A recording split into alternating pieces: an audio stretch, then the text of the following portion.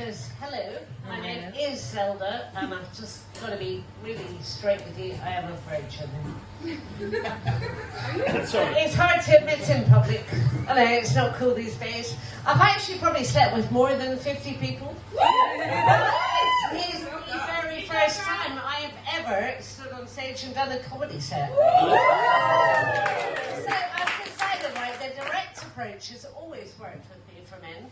Hello, you've got the Irish in you. Do you understand?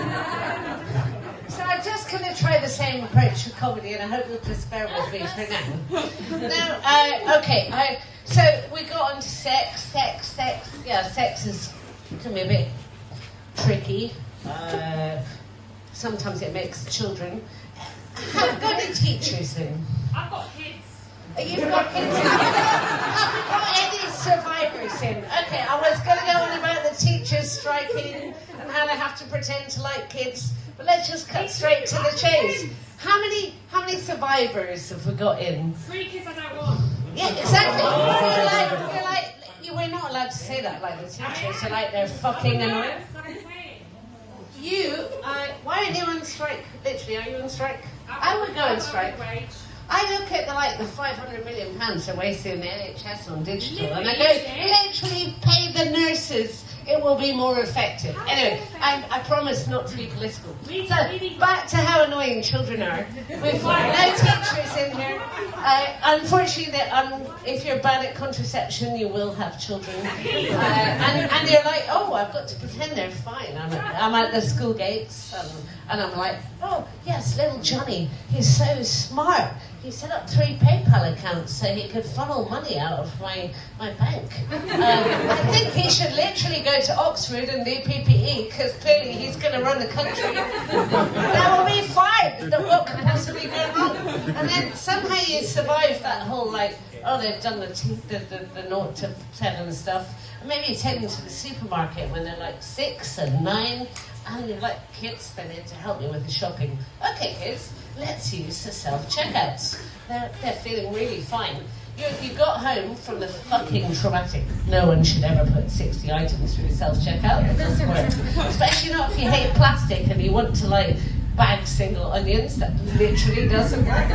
Anyway, so you've done that with 2 children below the age of 10. You get home and you're like, I must tidy up. You started with a bit of Lego and you said, sugar, rather than fuck you cunts. And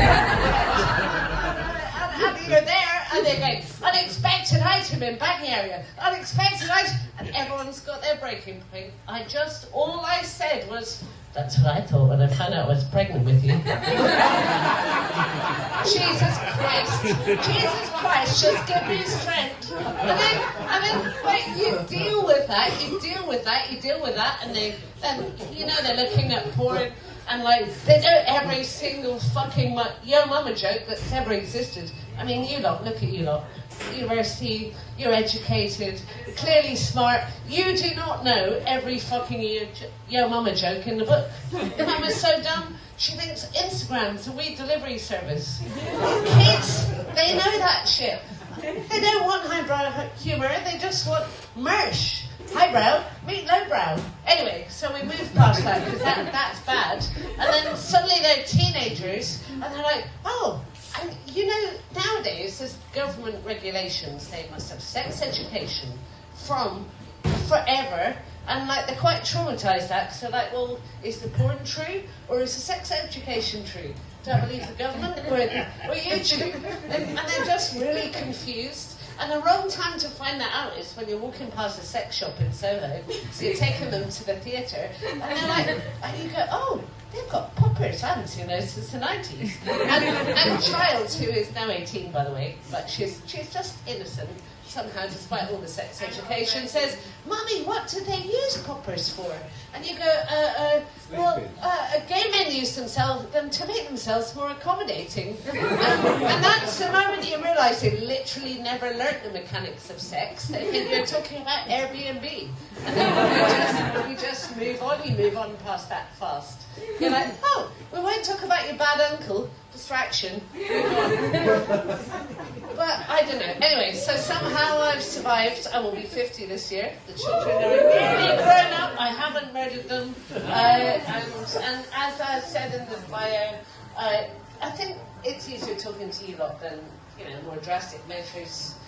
We'll move on past that. So then you're like, okay, well, I've lived in Brixton for 26 years, and that has been quite a period of change, I'm not going to lie. Now, you can get everything you want in Brixton, but the one thing I've done this year is been to way too many funerals. Because, they're all getting old. The kids, they try and keep it going. They're like, oh, Mum, how many LGBTQ plus people does it take to change the light bulb? You're like, how many? And they're like, none. They're still working out whether it's a bayonet or a screw fitting. Thinking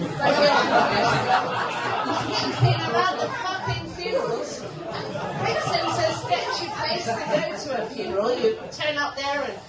I've just got one piece of advice for you, okay? Because Brixton...